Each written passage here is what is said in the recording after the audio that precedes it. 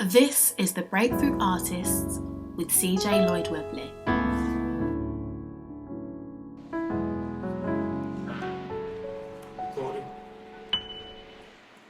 I'm itching to bust this Rubicon. Can I bust that now? Alright, we good? We good? Sound all right? Okay, I'm just gonna wait for that. Yeah. Yeah.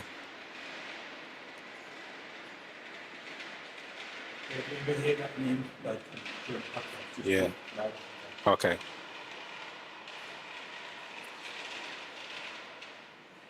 Just do a quick something for the gram, bro. 2 seconds. Quick one for the gram.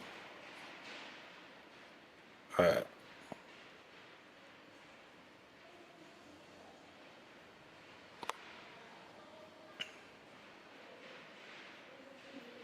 Yeah, quick one for the gram, Ash. Nice. Yeah. Just do a quick video.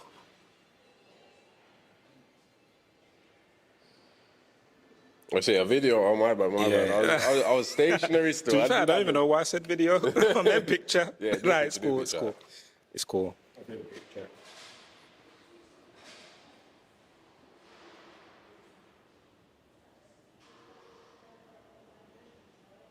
All right, bless. Okay. Just give me a thumbs up when you're ready, Ash. Oh. Welcome to the Breakthrough Artists. You know how we do it on this podcast. We just meet with amazing artists in the Birmingham region, the Midlands region, and beyond. Today, we have none other than Corey Weeks.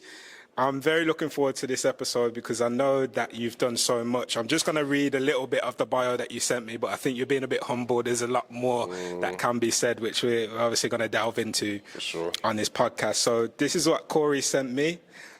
So Corey Weeks is an actor, writer, director, and musician from Birmingham.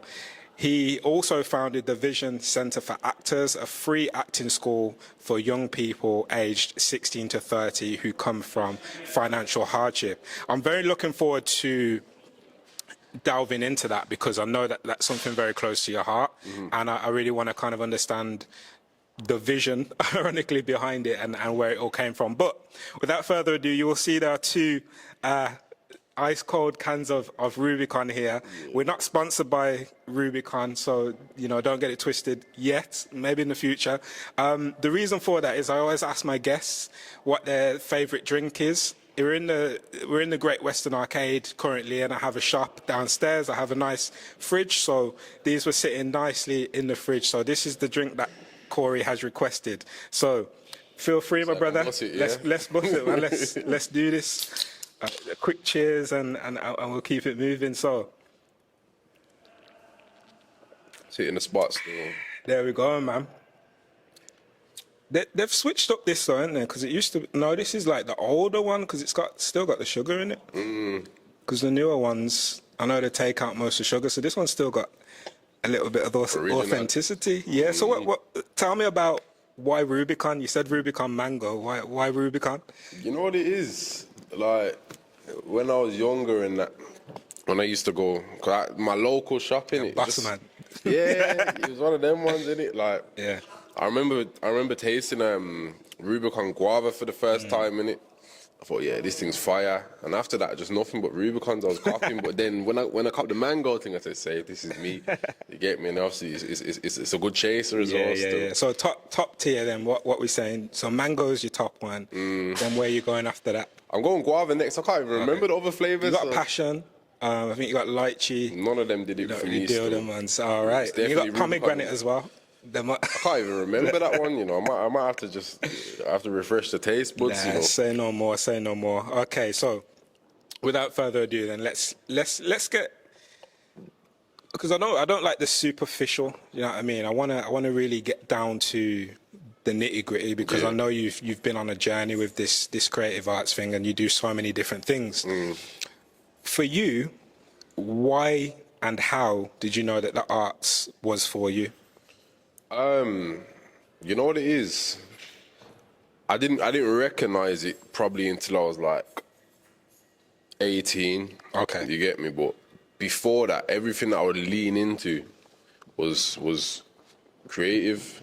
You know what I'm saying? Like, I've been rapping since I was 12. Wow. You get me? Like, my big brother, he was a rapper. You know what I'm saying? So what started as just trying to copy my big brother, you get me, turned into, right, like, man, really enjoyed this thing, and I carried on writing.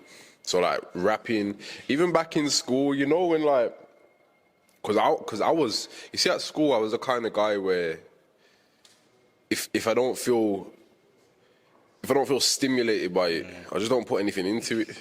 Do you get me? Like, I just couldn't be bothered at school, innit? But certain things, sometimes things will stimulate me. I didn't even understand why. Like, I remember one time we did like, we had some homework in RE to go and write a poem.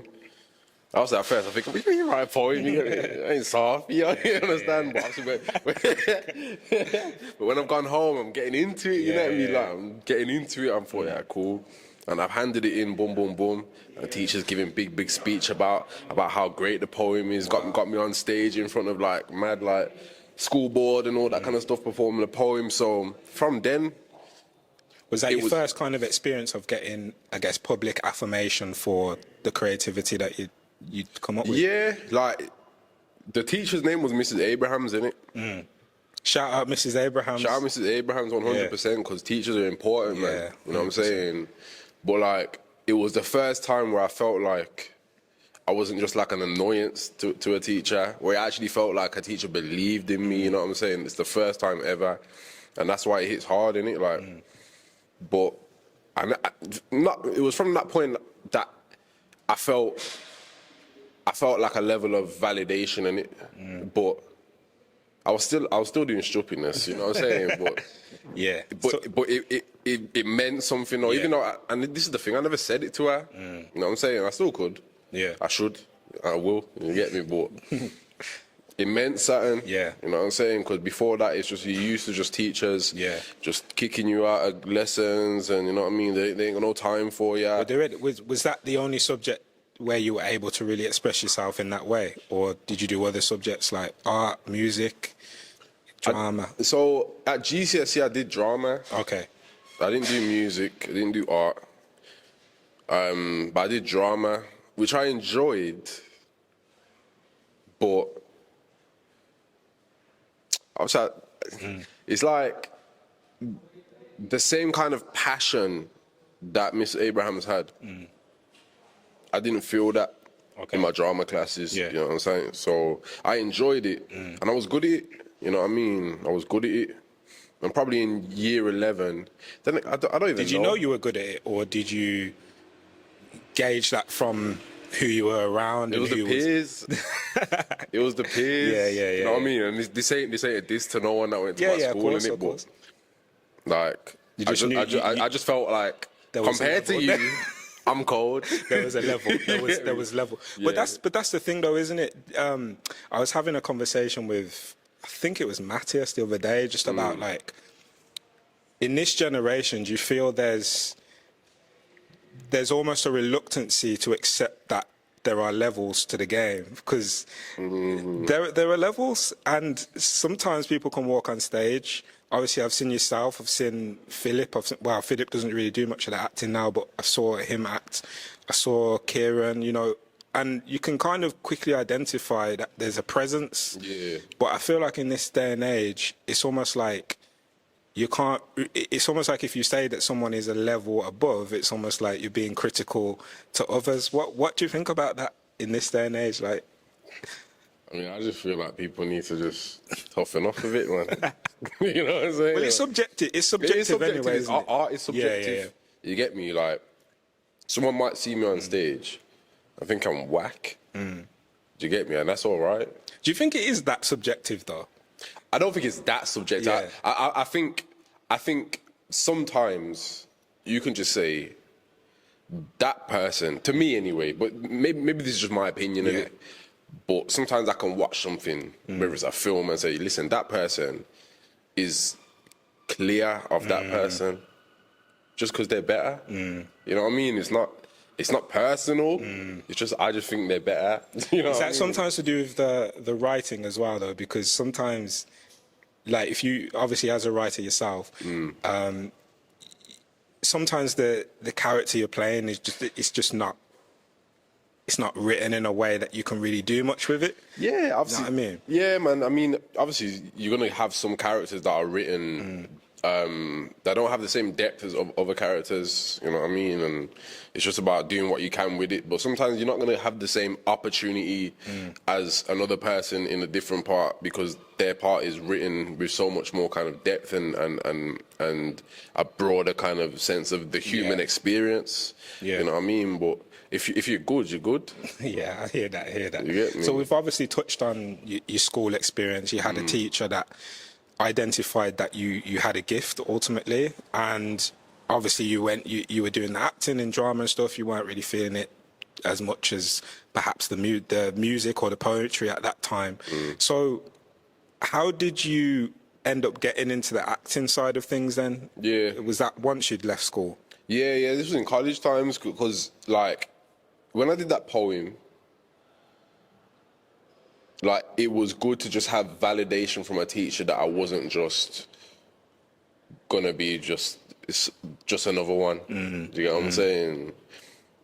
Or that I had the potential not to just be another one, because you know, from my bridgings, and I know there's a lot of men that feel like there was nobody that ever made them feel like they was worth more than what they were, you know, told that they were going to become. What were you told that you were going to become? I wouldn't say explicitly told, Okay. but the environment was just, when you think about going to the park and all that kind of stuff when you're younger, you're looking up to men that are just on badness. You know what I mean? Like, you're looking up to these guys, and these are the influences you have. You know, youth clubs got shut down, you know what I'm saying, during my childhood, you know what I'm saying, and then certain youth clubs got merged, but it was political because of the areas they got merged in between and all that kind of stuff. So, like, what's around you in your immediate kind of surroundings is just, and the thing is, the reason why is because a lot of people look to get out. So the people that are from where you're from and have done their thing, they've left. It's only the people that are still around, the elders that are still around, that are just, you know, not up to the best things, and they're not bad people, you know. Like, I still got friends. They're just trying to grind and They're not bad people, but they're just victim to their circumstances. You know what I'm saying? So yeah, like, when at the time I never realized that this was a creative outlet that I was doing. Back in school days, when it was literally Sony Ericsson, 5-6 man in a circle spraying a 16 over like a Screwface and Stimpy beat, you know what I mean? Like them old school grind beats. I never realized that was creative expression. You know what I'm saying? I just thought that was just what we do. And there's no real room for that, was there, really, in the academic sense? It was Exactly. You just had to make your own. So, I mean, you obviously mentioned the influence of your older brother. Did you have an acting influence at that time, or was it just you kind of just carved that out yourself? Nah, that was literally how acting come about. Is I picked theatre studies at college, because I did A-levels at college. I picked theatre studies as one, and the reason why I picked it was to mess around. Because I thought it was going to be easy. I just thought, you're just going to go in there, say some lines, but little did I know, it's probably the most academic subject that I had, you get me? But when I've gone in there, I remember being in first year, and we did like a project on Our Country is Good, and we had to go home, learn lines, and we didn't do much acting in theatre studies. It's a lot of theory of theatre and the history of theatre. So this was like Did you think that's a common misconception about, if you were to tell someone you did theatre studies at college, they would automatically assume it was very practical? More time. There's a difference, isn't there, between performing arts and theatre studies? Big difference. Because what I thought it was going to be was performing arts. I thought it was going to be, I'm going to go in there, we're going to get scripts, we're going to say some lines, have some fun. Like, that's how I saw it. And not have to do too much work at home. Because my attendance and all that at college was shocking, bro. You know what I mean? I was barely there. You know what I'm saying? So, But it's mad because I made sure I got to that lesson because I was known for like just rocking up Yeah. at any time, fam. Yeah. Well, isn't there a cultural component to you choosing that? And what I mean by that is a lot of, I guess, black families or people of color wouldn't choose or opt to do or be encouraged to do theatre studies or anything like performing arts. You know, you got to go out and get a real job. Was that ever a pressure for you? Did Not you for ever have me. that pressure? No. No, not for me. Not for me, because my mum has always just been real supportive. Like, and anything that I was going to do that was going to distract me from the foolishness that I could have gotten into is cool. And also my pops wasn't, you get me? So, like, I never really had that pressure. Okay. You know what I'm saying? But I never felt pressure at all, like, career-wise. My mum was always just like, do what you want to. Like, do what's going to make you happy, innit? I think that's lessons that she learned from life as well. Yeah. You know what I'm saying?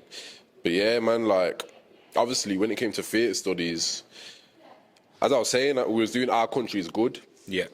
And then Tutus, we did a performance. It was just in class though, you get me? We did a performance of a scene. And I remember doing the scene and like, cause like the studio had like lights and all that kind of stuff. So it was like a proper like theatre set up, like studio theatre set up. I remember doing the scene and then I finished the scene and I was like, raw, like, I was lost in that. Do you get me? Like I was actually lost in that, bro. Let me just quickly put my thing on Do Not Disturb so it don't be a mad thing. You got it too popular now. That's what happens. Blood. Looking to get you here, man. But yeah, man, I was lost in it, bro. You know what I'm saying? And I remember thinking, I've never felt this before. Yeah. Like this, it was like a mad feeling in my stomach. Different to when you were doing where you were rapping or with you guys. Was it different to that? Probably. Okay. But because it felt more honest. The acting did. Yeah. Because when I was rapping before, I was rapping about foolishness. Like foolishness. Yeah. I was rapping about all sorts of girls I didn't get, all sorts of money I didn't have. You understand Well, what I'm that's saying? interesting because now, if we'll go into the music in a bit because obviously I know you've been in Champion on BBC, but the rap that you do is very conscious now. So it wasn't like that back in the day. And is that why would you say that is? Why do you? I think was it's young and changed? impressionable, and I was interested in different things when I was like, bro, I was 12 when I first started rapping, and you know the people that was around me, the people that I looked up to was on certain things. You know what I'm saying? And so I was just talking about, you know, What you'd heard. Yeah. yeah, I was talking about madness. Like, so sometimes madness that I wasn't even on. Yeah. Did you get me? Yeah. Like, but obviously as I got older and I started to write music that was a bit more honest to myself, I had that same feeling. Yeah. But that acting feeling was just like raw. Like, it's the first time I did something I felt like this is what I'm supposed to be doing. Yeah. Do you get me? But even then I didn't pursue it. Okay. I didn't pursue it because I didn't know how to do it. How do you pursue it? How did you pursue it? Well, basically, my attendance was poor. Like I would go to all my theatre studies classes, but the ones that was mock exams. Yeah. You get me? Anything written, I didn't go. Because it goes back to what I was saying about in school. Like I was always just that guy who if I don't want to do this, I'm not gonna do it. You get me? Like, and that's Is that part of your character still there, or have you mellowed? it's still there, but I'm more disciplined now. Okay. So sometimes there are things that I don't want to do, but I just do them because I have to, innit? Yeah. You know what I'm saying? I'm an adult now. Yeah. Back then, where there wasn't really much consequence, I would just do what I want to do. Yeah. You know what I'm saying? But now, like, I still don't like doing, like, writing and all that kind of stuff. I like writing, but I don't like writing, like, factually. So you like creative writing. You Creative don't necessarily writing. like proposals and Yeah, all that's long. You know what I mean? More time I just pay someone to do that because it's long. You get me? But obviously, there's a level of input that I have to have, and I don't enjoy doing that, but I do it because I know it's necessary, you know, to reach the end goal. Yeah. But yeah, man, like, so basically, I was in second year. My attendance was bad. I was, you know, I was standoffish in college. I was interested in stupidness, and basically, I just remember this is another important teacher in my life. Her name was Catherine Hale. Name is Catherine Hale. I'm talking like she ain't here no more. You get me more. She's still about, but yeah, and she just gave me the talk. Yeah, you know that talk that you need. Yeah. Like, yo, what are you doing? Like, you got something here, so you can either go this way and mess up your life, or you can go this way, like, and actually follow what I can tell you love doing and that you're really good at. Seemed like you had a lot of positive women in your life. Yeah, that were pushing you in that way. Yeah. Also, hold tight, Mr. Aguirre as well, car. I have to hail him up as well if we're talking teachers, because he was my form tutor and from like year 8. Car. And a form tutor I needed, black geezer. American guys still. And yeah, man, like, those 3 teachers were like pivotal. Pivotal. Yeah. Cause like, even him, he never taught me no lesson, you know what I mean? But he had patience. Yeah. And I wasn't an easy youth to deal with, you know. He had patience. Like, I used to get mad. Like, I swear down. If you know me now, you think like, swear down. I used to have bad anger issues. You know what I'm saying? Like, I used to get mad, bro. Like, when teachers, I was the type to say, why is he talking to me like that? Nah, man. I was doing all of that. Yeah, like, you know what I'm saying? But and I'd do it at him as well. I'd be on him, and he would just be like, Corey. you know them ones. Sit down, let's talk. Do them ones. You get me? And yeah, man. But I definitely has positive influences, and I do wonder a lot, like, where I'd be now if it wasn't for those 3 people. You know what I'm saying? But yeah, she gave me the talk. I didn't pursue it at the time because I just didn't know how to do it, bro. Yeah. You know what I mean? I didn't know the industry. So that's what I'm asking. How do you do it? Because obviously everyone that I guess I'm going to speak to will have a different outlook on how you do it. Yeah. My perspective is probably different to yours because of the experience I've been through. But from your perspective, you're saying you didn't know how to do it, but you've done it. So you're probably. You're a breakthrough. You've got a journey, you know, you want to go on, obviously, but you've done a lot, and there's people looking at you that would say you have made it. You know what I mean? So how did you get to where you are now then? Whoa, from that conversation, Catherine, she put me on, you know what I mean? She was like, oh, listen, we got drama school. Like, I didn't know nothing about no drama school, bro. Like, how am I going to know that? None of the men have been to drama school, you get me? So I never knew about that. I literally thought acting was just a thing like, yo, someone sees you on the street. Yeah. They say, oh, yeah, man, you got a good look, and they just put you in a film. I never knew about you could graft for this. Yeah. You get me? So she told me about drama schools and all that. I ended up going to a drama school called the Academy of Live and Recorded Arts. It's shut now. Okay. But yeah, I did a degree in acting, professional acting for 3 years. And what was that like? What was that experience like? Yeah, man, it was ups and downs, you get me, but I just went there to just do my work. Yeah. You know what I mean? Because what was the shift in mindset then from being in college to not really going to lessons and stuff? Because I imagine you couldn't do that when you got to acting school. No. You would have had to commit to the time. Yeah, it was easy. It was easy. Well, easier. You get me, because I enjoyed doing it. Yeah. So I was doing something I enjoyed doing every day. But not necessarily. Obviously, sometimes there was days where I'm doing things like be fire and all that. I was like, what is this? You get me? Like, I remember in first year, all of that. Because, bro, we did a whole term on elements. Wow. Where, like, it was a movement project, you get me? A whole term where you had to be fire, you had to be air, you had to... And I remember this is the first term, you know, at drama school. And I remember like, calling my brethren and say, yo, I don't know about this thing no more, you know, blood, because this is not what I signed up for. I'm thinking, where's the scripts, blood? I was thinking, where's the scripts? Yeah. You get me? But obviously it's part of the process, innit?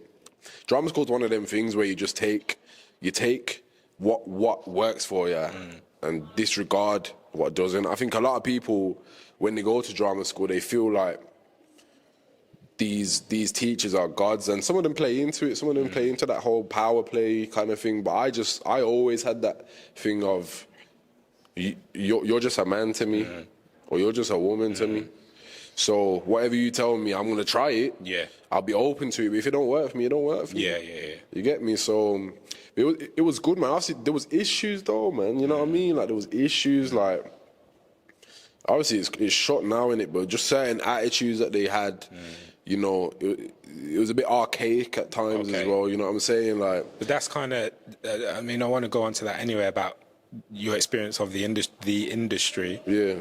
But that's the industry, isn't it, really, at times? Like, It is. I mean, I think I've been lucky in my experience so far, though. Like, it is, though. But I think drama schools take the kind of dinosaur thing to a whole different level, bro. You know what I mean? Because, like, they're teaching... Sometimes they're teaching stuff like commedia dell'arte and all that. I don't know if you know about commedia dell'arte in it, but... Enlighten me. I mean, I don't even know when it was, but it's thousands of years ago. Some sort of Italian theatre where they just, like, do postures. They say a line, do a posture, run over to the other side and say a line, do a posture. And it's just like, how is this applicable? I've never had to do that. I've been out of drama school for 5 years now. I've never had to do that. You know what I'm saying? So, and it's that whole kind of restoration period of theatre, innit, that kind of brought all of that, where it's like this highbrow view of acting and creativity that it never was before all of that, until the kind of, you know, middle to upper class took it over as their art form. Shakespeare and all that kind of stuff was never, I'm going to speak like this, and when I do Shakespeare, I must speak in the best RP you've ever heard. And it's like, it's not like that, though. And it never was. Like, yo... Back when Shakespeare was doing his thing, it was man from the gutter that was watching that. You know what I mean? And you know, the people that was there on the front rows and all that, they was really from the mud. And now, bro, like that's why I can't really go to too much theatre, because it's too superficial, bro. It's too you know, exclusionary. And I can't hack it, bro. I can't stomach it because I just hate that, because it's that kind of attitude which is the reason why I know there's so many youths now that are on the roads or they're doing whatever that are the kind of youth that I was, and they never ever feel like this thing is for them. And if it weren't for that one teacher, I would have never done this. Yeah. And what do you think you would have been doing? You don't know. You kind of... Would you been working construction or something like that? You know what? I've always been smart, you know. Yeah. You get me? I've always been smart, like book smart. Yeah. Like naturally. I was that guy at school that was just annoying, you know, like don't revise and get an A. Yeah.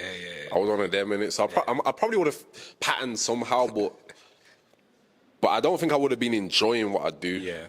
And like, and if I didn't pattern somehow,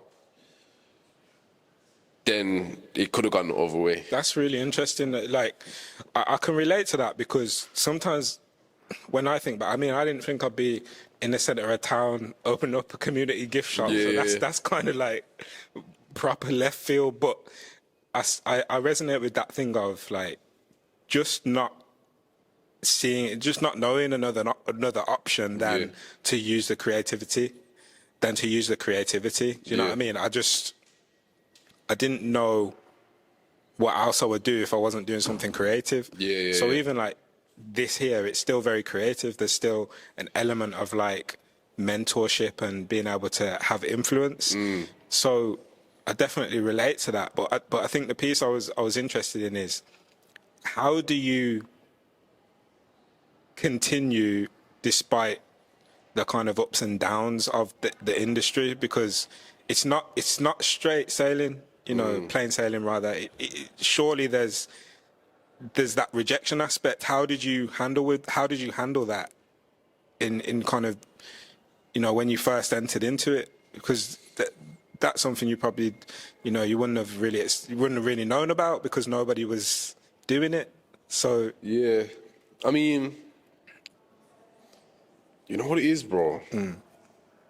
I'm just thick-skinned, like, naturally. Maybe some of it's natural as well, because I'm not going to lie, bro. Growing up, it weren't easy. You understand? Yeah. So like, someone telling me, yeah, we've chosen someone else for the part, that could never break me. That could never break me. Like, there's too many things that have happened in my life that could have that could have broken me, but they never did. For that to break me, that can't break me, bro. Because my mindset is always, I'm gonna get there. However that is, whether that's by me creating my own opportunities, whether that's by someone seeing my talent, it don't matter. I'm gonna get there. So what does success look like for you then? Success looks like, having good interpersonal relationships, it looks like having good familial relationships and just making a living doing what I love. And I'm there now, so I consider myself successful. You get me? Anything else is just extras. Well, you wouldn't be on the podcast if I didn't think you were successful. That's what like. Really? Breakthrough is all successful, man, because I know it's the journey that you have to go on. Like, there's people that are successful, but they haven't had to go through the same journey. They've kind of already understood how the industry works. Like, for example, if you have children now, you'll be able to signpost them to certain things, and you'll be able to access certain spaces that you wouldn't have had access to when you were at that age. So, like, that's kind of like, I don't consider it a leg up. I just consider it giving them access. Yeah, 100%. Access that you never had. That's it. Whereas, there is that thing though. Some people feel like they have to get it from the mud in order to be successful. What's your thought on that? Forget all of that, man. If I could have had a silver spoon, I would have had that silver spoon, blood. I swear down. Yeah. I would have had that silver spoon, bro. But obviously, it's just about when you're raising youths, you get me? It's like, if you can give them the silver spoon, give them the silver spoon, but you got to make them work for that. Yeah. You understand? Yeah. Well, what does that look like? How do you do that? If you're raising a child, we're going off now, but this is deep though. If you're raising a child and you're successful, you've got bread coming in, how do you keep them grounded, knowing that they can access whatever? Well, they can, but that's not to say they will. The title of the episode there. She don't have to know about corned beef, right? Nah, I love that one. So, what's a quote or a motivational line that you've heard that has helped shaped the person you are today? I think Denzel said it, but I think he was probably quoting someone else. I probably won't be able to quote it word for word in it, but it was something about, if you don't... Let me think about this one. He says a lot of things, to be fair. Yeah, I can't even remember it, blood. It's something about, if you don't...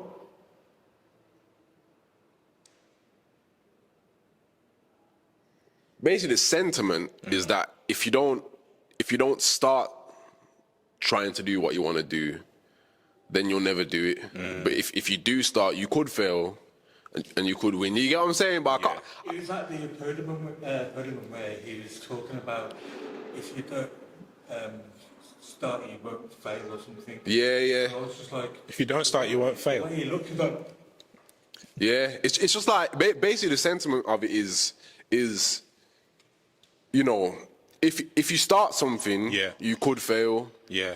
But if you don't start something, you will fail. Okay. Yeah. That's So deep. that's deep. like Yeah. you either try Yeah. and potentially Yeah. fail, or you don't try and inevitably fail. Yeah, because part of being in the industry, part of being a breakthrough, is accepting that failure is an option, Yeah. but it's also not an option. Yeah, Do you know yeah. what I mean? Yeah. Failure's not an option. Like Nah, not at we don't all, do bro. failure. Not like, at all, bro. I can't fail. Yeah, it's not an option. Oh, Let's no, have a read. without commitment, you'll never start. Without consistency, you'll never finish. Yeah. All right then. Yeah. All right then. Yeah, thank you, Ashley. Yeah, that's part of it. So, what does failure mean to you?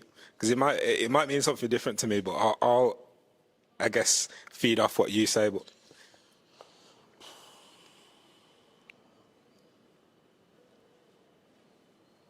Bro, like the idea of failure is so far from my mind that I find it hard to even define it.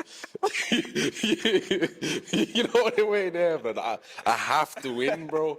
I have to win. yeah. Because, bro, like Yeah. that's the only option. Yeah. Whatever winning looks like, Yeah. there might be a few different versions of winning, but it's not gonna be a version of failure. Yeah. Not a chance, Yeah. bro. Not a chance. Because, bro, I'm telling you, I've been through too much to fail, Yeah. bro. We gotta get it, man. Yeah. You know what I'm saying? Like, failure's quitting ultimately, isn't it? failure's quitting. It's quitting. Yeah. And that's not gonna happen. There's Yeah. no quitting me, bro. Yeah. I'm telling you. Yeah. There's no quitting me. I'm telling you. You know what I'm saying? Like, people will probably watch things that I do, whether that's Champion, whether that's any theatre show I'm in, Yeah. whether that's what I'm doing at Vision, Yeah. and think it came overnight. Nah, I really got it from the mud. Yeah. Like, bro, when I first started Vision, I was taking losses, bro. Like, I was broke pocket, you know. So talk to me. talk to us about. Yo, Dan, man, don't understand the grind. Talk to us about Vision Centre for Acting. Yeah, man. What was the sentiment behind that? What made you want to do it? So you know what it is? So I'll tell you from the beginning, innit? Yeah. So when I was 18, I auditioned for a drama school, yeah? And bearing in mind, I got no etiquette, blood. You get me? So I'm turning up late. You get me? I don't know my lines too tough. I'm in there like, let me check this. You know you say to the people on the panel, hold on. No. You get me? I was doing these ones, but the raw talent was there. Yeah. But I just didn't know. And I didn't know how to handle Shakespeare text. I didn't know any of that. So obviously I've come out and I'm thinking, smash that, you get me? Because you know what it is? I had a mad view back then because at college, like, I was the best. Yeah. But I wasn't the best in that environment. But I never knew because I was going into these drama schools auditions on my own. So I'm thinking, these lot can't spin me. You get me? But they could. Yeah. Cause these lot have been to Brit school. Yeah. These lot have been doing actor training since they was 4 years old. Understand? But so I've That left. doesn't mean I have the raw talent though, necessarily. But this is what's kind of archaic about drama schools is because, like, so here what I've left, and then basically one of the panelists has caught up to me and told me, listen, yo, it's not gonna happen, innit? So I'm thinking, swear down, why? You get me? I'm thinking, I thought it was fine. Yeah. You get me? And he's telling me about, cause I had a bad list back then as well. Okay. You get me? Not bad, but bad enough to notice. Yeah. And he was saying how, they was talking about that I didn't really know how to handle the verse and all that. That's why I say it's archaic, because how can you expect people to know how to handle the verse? Just go off raw talent, man. Can they act or not? Yeah. You get me? It's like all that can be taught. Yeah. That's technicals. Yeah. You get me? But is the raw talent and the raw connection there or not? And I know it was there at the time, but I didn't know how to handle Shakespeare text. I didn't know about iambic pentameter, rare. So he said to me, listen, yo, a guy called, his name's Philip Headley. And Well, he didn't say listen, yo, then did he? he definitely didn't say listen, yo, still. He was like, here's my card. Shout me. Not in those words either, but you know, you get what I'm saying. And he was like, yeah, just shout me. And he was saying, like, I think you got a lot of potential, you know what I'm saying? He was saying he was trying to fight for me and all that, but they weren't having it. Yeah. And then I shouted him. These times I don't even know how to structure an email, fam. You get me? I'm just saying it like I said it out loud. You get me? Yeah. And he says to me, "Oh, come to London." I was like, "Oh, that's gonna be a bit techie, you know." To get that Virgin trade. Yeah, it's gonna be a bit techie. And this guy sent me peas. Oh wow. To come to London. He'd have me in there at Stratford East Theatre, and he would like help me work monologues and all this kind of stuff, bro. You know what I'm saying? And obviously, when I was in drama school, I just thought to myself, because when I was like 18, and I said to myself, let me try this acting thing. Obviously, I started to look around for acting classes and all that kind of stuff. Yeah. Everything was just priced mad. Yeah. You get me? Like, everything was just very, very expensive. Yeah. So I've just thought to myself, you know what, there's a gap there where I'd want youths in the position that I was in.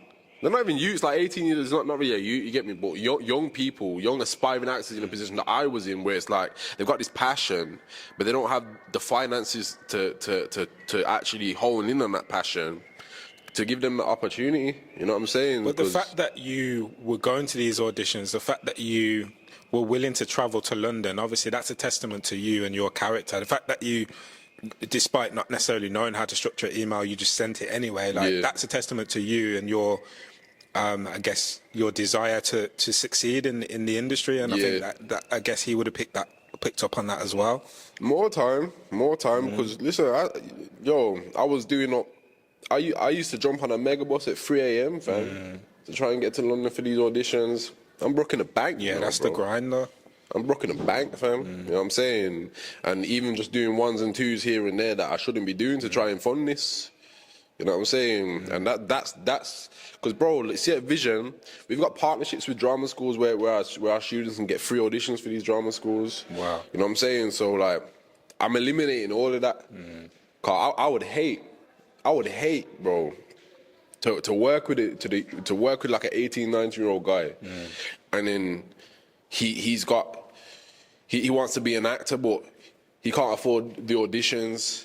So he's selling a bit of bud here and there, and he gets catched, and now he's got a criminal record. Do you feel a sense of duty and duty of care or responsibility then to people that, young people that are potentially, maybe not even just young, but just people that may be in a poorer economic circumstance and want to pursue something? Do you feel kind of compelled to help them? 100%. Because there's people that would be in your position now, you know, doing all these amazing things, winning awards, that just think, I've done my thing now.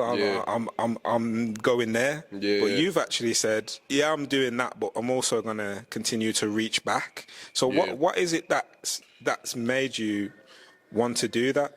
You know what it is? 'Cause I genuinely care, bro. I genuinely care, and when I walk down the road, whether that's in my area or any other area, if I fly Sakibs, you get me? Like, you know what I'm saying? Like, and I'm looking around and I'm seeing youths and I'm looking at them thinking, yo, I know there's something in there, but you're just on the roads. Like, that hurts my heart, bro. 'Cause especially when you've really been around people and known people that have died for this thing, that have got long stretches for this thing. You just want them. You want man to win, bro. You want man to win. But then there's the part of it. I mean, you said that it's a grind that people don't necessarily understand what goes on behind the scenes in order to set up something like Vision. What are some of the pitfalls and setbacks you've had to endure to get it to where it is now? Bro, these big corporations trying to finesse me. You get me? Like, yo, I'm telling ya, I ain't gonna say no names, but they know who they are. You get me? They know who they are, and I'm not scared of them. I just don't want no defamation case on me. You get me? But strategic. But I'm talking down to the point where you've got space, you know. You've got space that you do not use. You understand? And you're charging man stupid bread to get in there with these youths that really need this. You're charging man stupid bread, fam. But you were willing to do it I was anyway. paying it, bro. I'm paying X amount. So I won't get into the specifics in it, but I'm paying X amount for this space. That's not being used. That's a vacant space, not being used at that time. Not being used at that time. You get me? So they could have cut man a discount at least, bro. They could have cut man a discount. Why do you think they're not doing that? Because they don't care. Because they don't care. There's not many people in this thing that do. Like, I'm saying all the theatres, no, I can't say all the theatres, but a lot of the people, in fact, you know what? As organisations, I say most theatres don't care. You know what I mean? But I think one of my frustrations is when we have these conversations, we talk about these larger corporations, these larger institutions.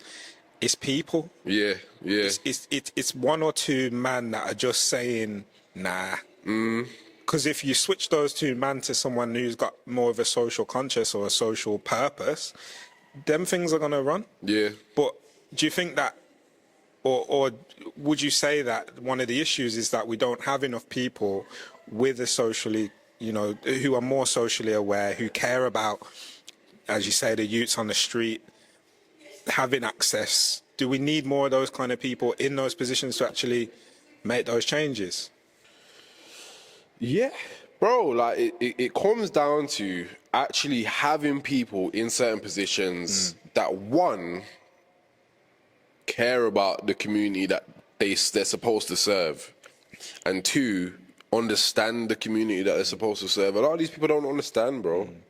These people are not even from here. Do you get me? Like, they've never been outside of the town centre. Yeah. So how can you act like you know what the city needs? You know what I'm saying? Like, bro, as I said, I was paying X amount. Yeah. And at the time I was charging £5 an hour. And that's the best I could do. Yeah. And it's getting to the point where sometimes I'm having man come up to me and say, yo, Corey, listen, I got this going on with my mum. I got this expense here. I can't afford it this week, man. And if that means I can't come next week, then I hear that, you know what I mean? I'm saying, don't watch that. So I'm taking an L, bro. Yeah. I'm paying my personal fees into this thing so these youths actually have something to actually do. You know what I'm saying? That hurts because, you know why that hurts? Because, like,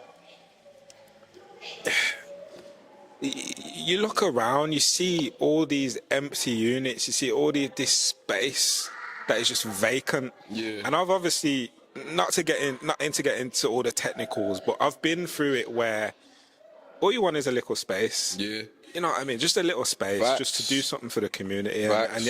And doors are just... Yeah. And it's like, but the space is it's vacant. It's vacant. Like, I'll even pay the lights, electric, whatever you need, just to keep it going. But you want to charge some. So I can relate to it in that sense. Probably not in terms of, you know, not on that level in terms of having all the responsibility of all those young people. But you've then set yourself up as someone who's there to support them, but you're not being supported to do that. So Yeah, man. how long would you say you were doing it in that way until, I mean, I'm hoping that now it's a little bit better, but how long were you doing it in that way from your own pocket? You know what? Probably, I want to say probably like a 6 months. Oh, wow. Okay. And then lockdown hit.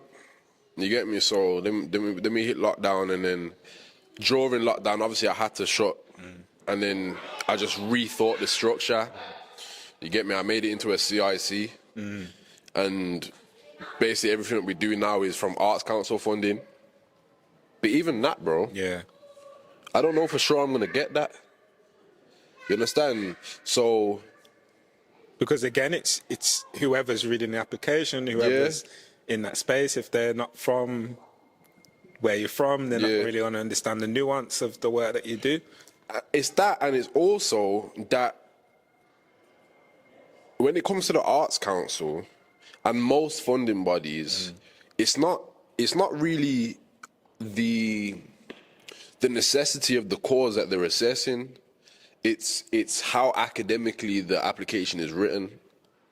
You know what I'm saying? So you could put in an application saying basically that you want 30 bags in order to go to Trinidad Carnival for research for a play. Yeah.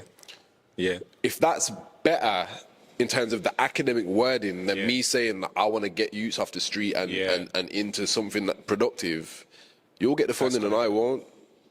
You understand? So by design, it's exclusionary. Yeah. By design, it's not for us. And that's not to say we're idiots, but that's to say we don't have the silver spoon, you know. That Someone would say, okay, well, you've worked hard, you've put in applications, you've gone to drama school, you didn't have a silver spoon, so how come you're able to get, you know, opportunities? How come you've won awards? How come you? Because that's kind of the other side of it, isn't it? Because people will say, oh, well, you've just got to grind it out. You've just those guys on the street, they've just got to be focused. They've just got to push forward. Because you didn't grow up with privilege, but you've still been able to, you know, achieve success. So, what do you say to that? I would say I have a lot more to overcome. You know what I'm saying? I had a lot more to overcome from day dot. You know what I'm saying? Like, my story is a lot different to the story of, you know, the young man who grew up into a family with who his mom was an actor, his dad was a director, and they're very well to do. They come from a long lineage. But how would you combat that argument though? To say, well, Corey, you're saying this, you're doing this vision centre for acting, you're giving people access, but you didn't have the access and you've still done well. So why do we need that? But I think even my access was dependent on other people. Okay. Because like from time it was Philip who helped me get to London, all kind of stuff. Even drama school, I got a scholarship. You get me? So it wasn't like I had the funds to do it. Like, bro, I would not have gone if it wasn't for that scholarship. It would have been impossible. I'm talking like that would have been about what?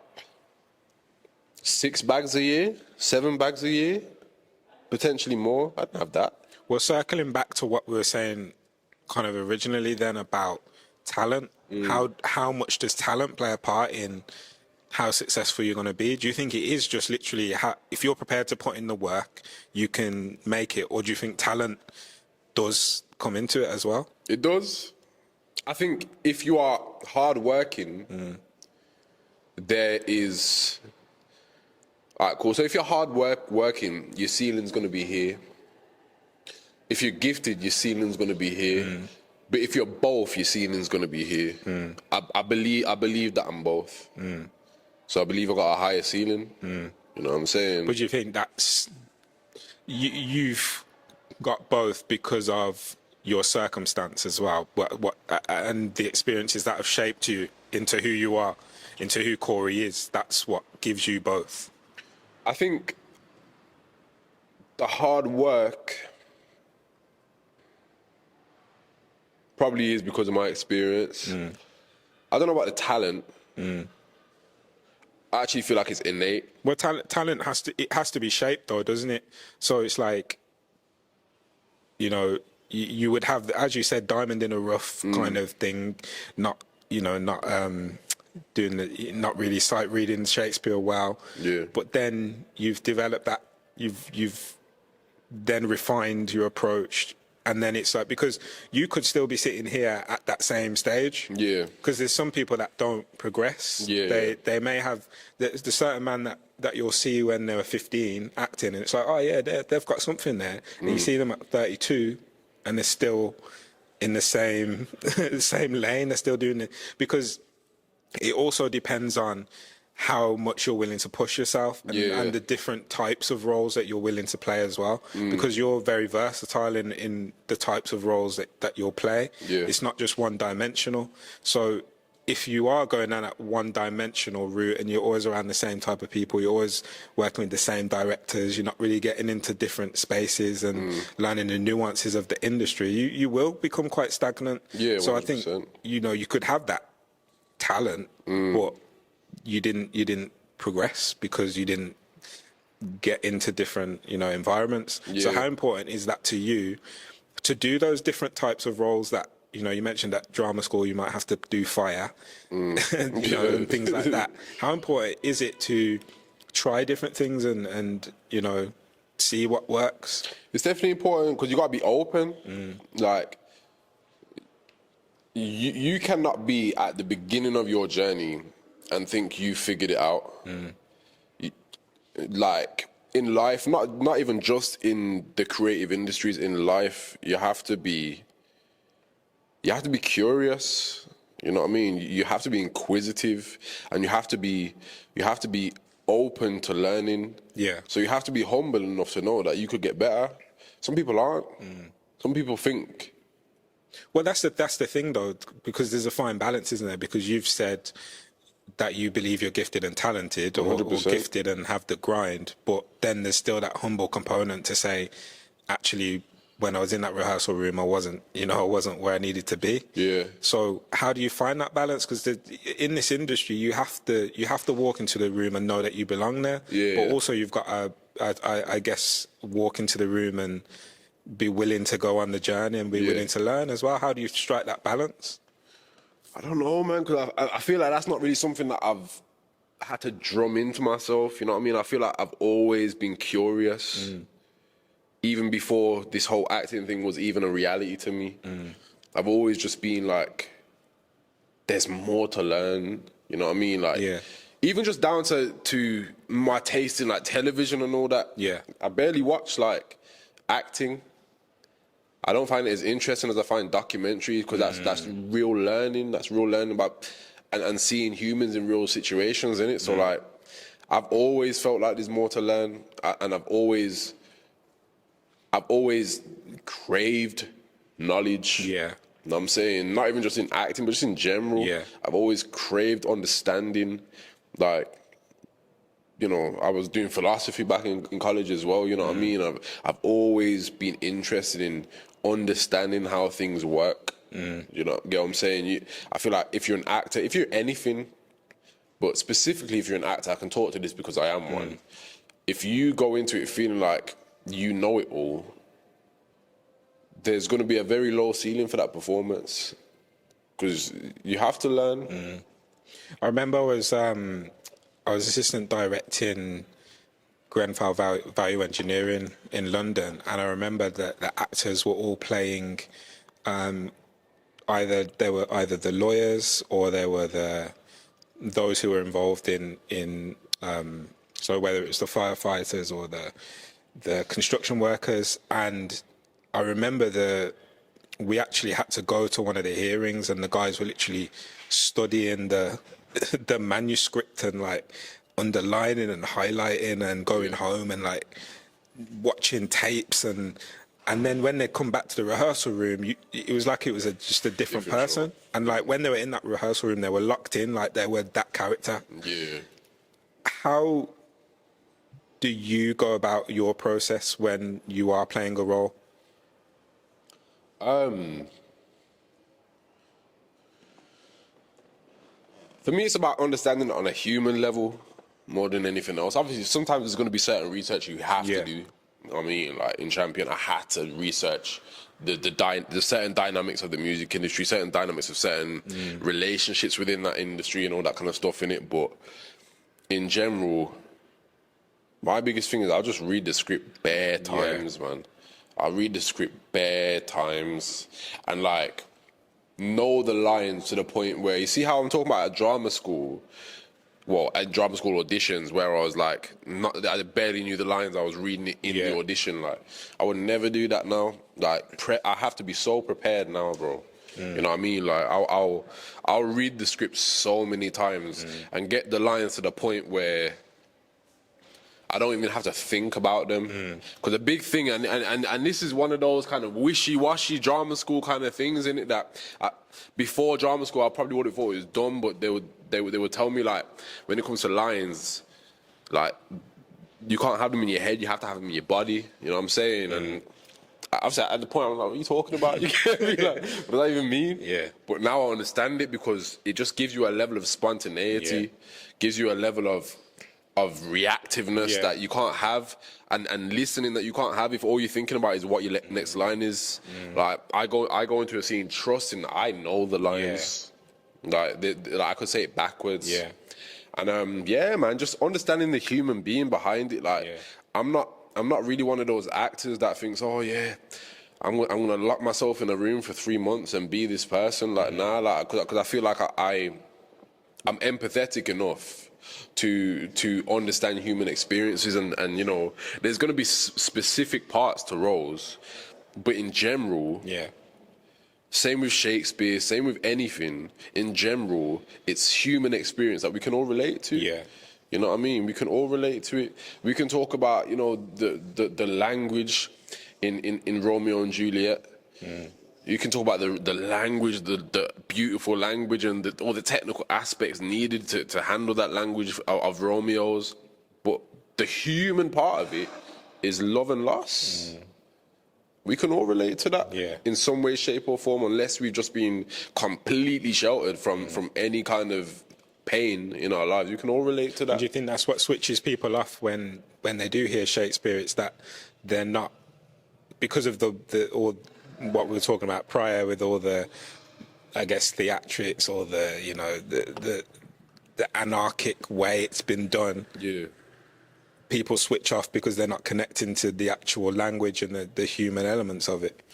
I think there's that, and plus I just think it's outdated, man. You know what I mean? Like, nobody wants to go and it's like me going watching something in Arabic. I don't know what you're saying. You get me? Like, I can't connect with something I don't understand. So to me, I'm not saying there's no place for it, and like, we're working on something right now. Obviously, I can't speak too much about it at the moment, innit? But we're working on something at the moment with Romeo and Juliet, and but I just think it's in dire need of forgetting this idea that these words are so sacred they cannot be changed.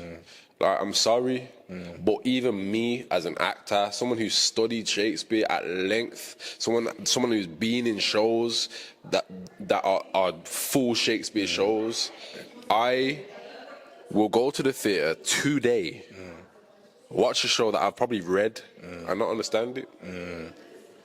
It's the language, bro. Like, we're talking about the 1500s, you know. Like, we're talking like 500 years ago, fam. People can't understand it. That's just what it is. And it's nothing to do with, it's because they're working class and they are lower society, and this is something with the highest society too. Because I don't care how high society you are, you can't understand it either. Facts. Because this is not the language we speak right now. Know what I'm saying? So, do you have a preference, theatre or film? Or TV?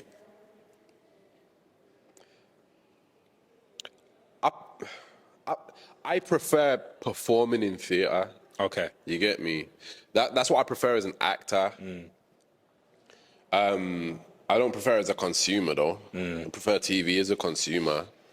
But as an actor, there's something about just being in that for an hour straight or 2 hours straight or however long it is. I was speaking about this to...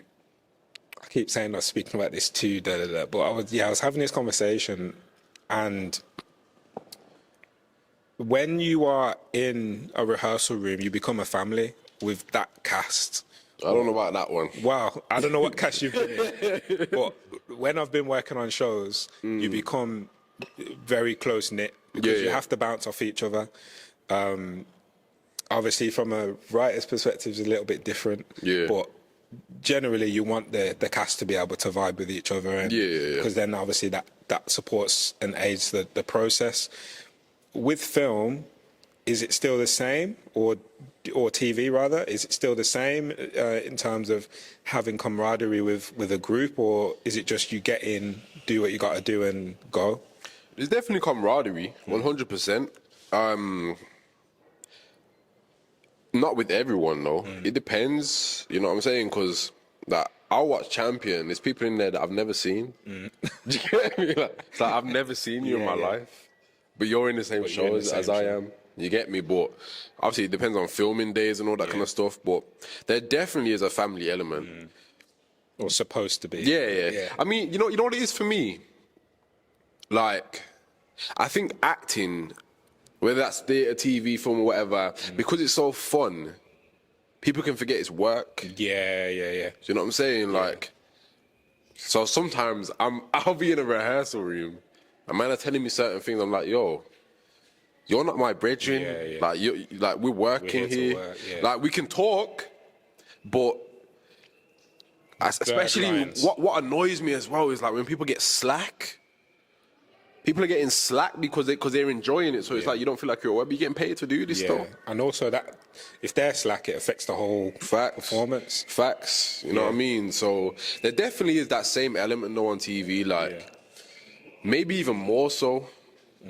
From my experience anyway. Obviously I've never been in a show that's been on for 6 months. Yeah. You know what I'm saying? Yeah. I don't know what's going on around here. Mad thing, what's fam. going on around here. But yeah, man, like so there's definitely that same camaraderie in it, but I don't know, man. I prefer theatre though. Yeah. I prefer theatre overall. So I guess I could speak to you for time anyway. I think we'll have to do a part 2, but you acting, music, directing, acting, music, directing, writing, how would you, if you were going to put them in like a hierarchical list, where would you put them? Where would you place them in terms of where your heart is with all of them? Ooh, where my heart is. Yeah. That's hard, and the reason why it's hard is because what I'm looking to do long term is create. And that's inclusive of acting, that's inclusive of music, that's inclusive of directing, you know what I mean? And it's inclusive of writing. So it's all one for me. Embracing the artistry. Yeah. Do you go through different seasons where you're more into the acting, or you're more feeling into the writing, and you want to do my directing? Like, do you feel there's like different seasons where you have to lean into one? Yeah, definitely. Because like, you know, with acting, especially right now, bro, I'll tell you the realness, like, since I rapped on Champion, which was October, I've had 2 auditions, bro. Wow. You get me? Because this writer's strike in the US is messing everything up. Or even the UK production companies can't get the funding. You know what I'm saying? So I've had 2 auditions, bro. So it come like I forgot I'm an actor.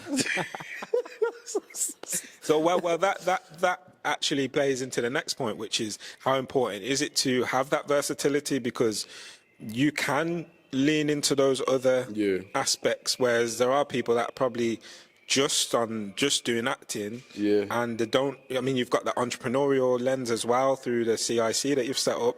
Like, you've got multiple avenues that you can rely on. Yeah. But how would it feel at this present moment if you did just have the acting? If that was all you had right now? Oh, so like, I don't even want to swear, but I'll be effed.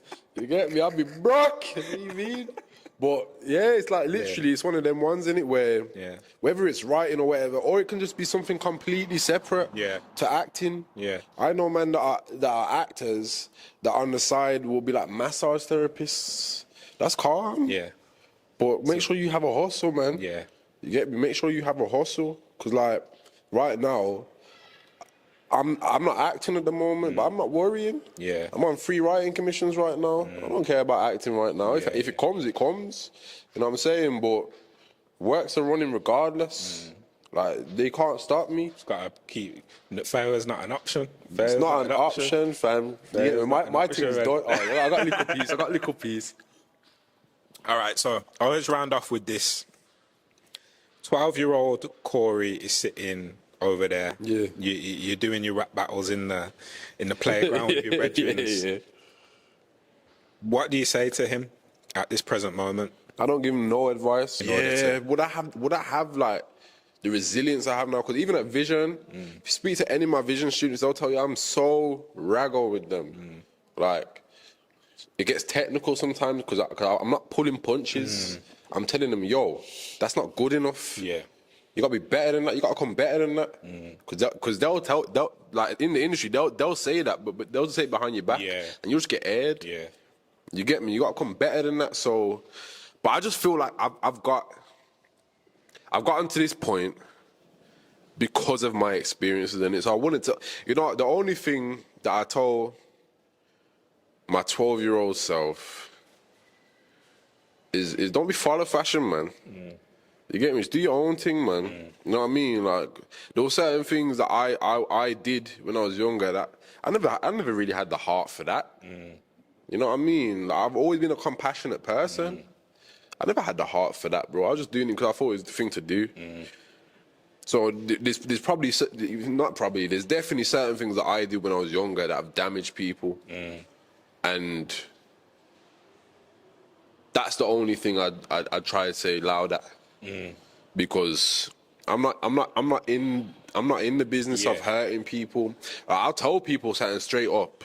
You get me? And sometimes at the time it can feel like it's stinging, but that's just because I'm gonna tell you the realness. Yeah. You get me? I'm not gonna sugarcoat it. But obviously when it's truly damaging people, and I've definitely done things that have truly damaged people, you get me? So those are the things that I regret. So I'd say to him, listen, yo, this here, just leave that alone, man. Yeah. You get me? Nice. Well, you want to drop us 2 bars then? You got something, little something for us. Ooh. Little something to close off. Yeah, I'll drop a quick thing. I'll drop a little Something to close snippet. off. Yo, It's live and yo. exclusive. Listen, man, I've been cold from early. From a youth, man, I've been big and burly. Don't look no trouble, but do a man up like Lenny the Curly. Could never be broke at 30. Gotta chase rubber bands. My girl telling me I'm never home early. Same way she understands. Whoa, 24/7 in grind mode. I sell high and I buy low. Calls from my agent on my iPhone. It's not so bad like Dido. Same way it could have been different. It could have been dippings, chingings, long stretches in a prison. Oh yeah, we'll stop it there. We'll stop it there. You get me? Okay, so Come on, my that name one is there. CJ, this is By the great- way, Nah, coming in. that, man. I'm By the just- way, that's Corzo Corey. Make sure you follow me up on the gram, Corzo Corey. We got music coming. You get me? We're doing big things with Vision. Hopefully the acting starts popping off. You get wow. me? That was that just off the cuff? That's like a little snippet of Okay. something on my project, innit? Okay. I'm dropping an EP more time at the end of this year. Okay, so reiterate the handles then. Reiterate the handles where people can get at you. So it's Corzo Corey. So it's CORZORCOREY. That's on everything: TikTok, Instagram, Twitter, anything and anything. Shout me. Amazing, man. Wow. This has been the Breakthrough Artist. Shout out to Ashley behind the camera there. Really Big up, appreciate Ashley. your time, brother. Freeing up his time to help out the Breakthrough Artist. But, bro, it's been inspiring, man. Yeah, Appreciate man, your time. bless for having me. We've been at the Great Western Arcade. Thank you for them allowing us to use this space. We've got the BPP Community Gift Shop down there.